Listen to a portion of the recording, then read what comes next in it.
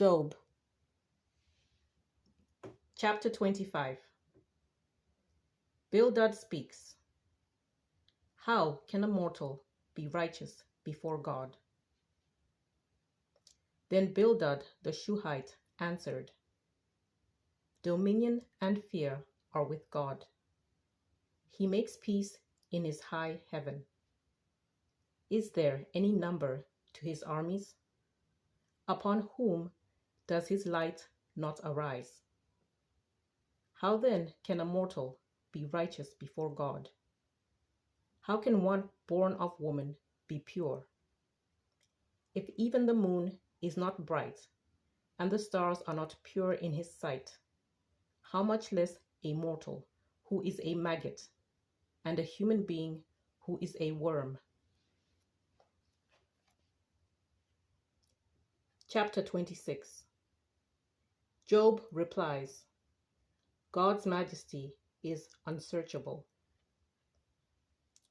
Then Job answered, How you have helped one who has no power.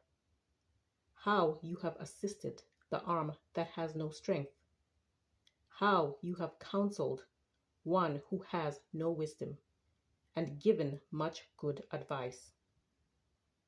With whose help have you uttered words, and whose spirit has come forth from you?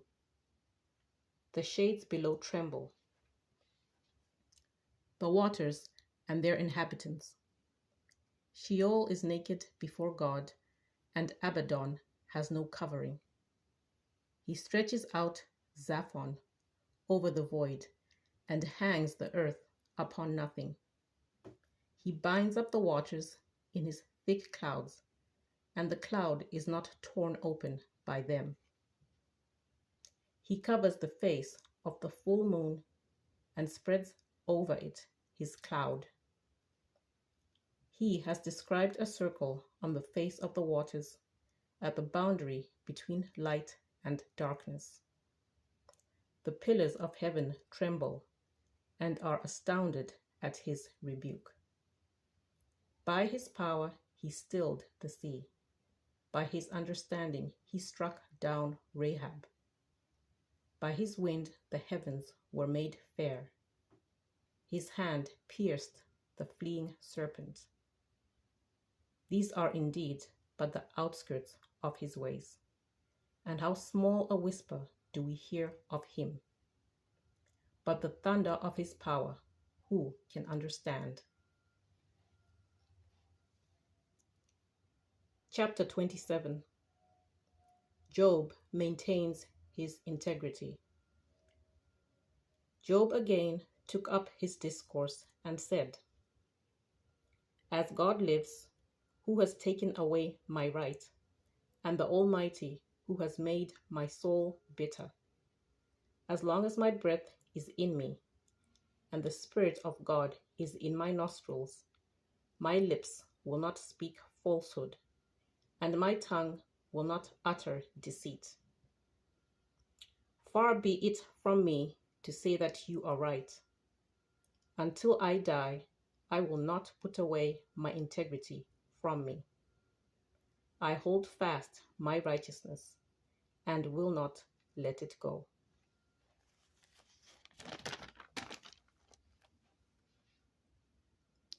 My heart does not reproach me for any of my days.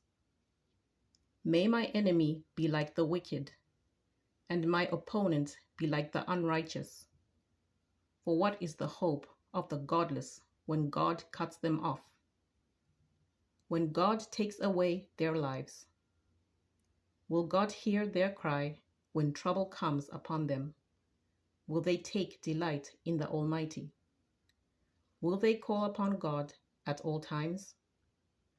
I will teach you concerning the hand of God. That is which is with the Almighty, I will not conceal.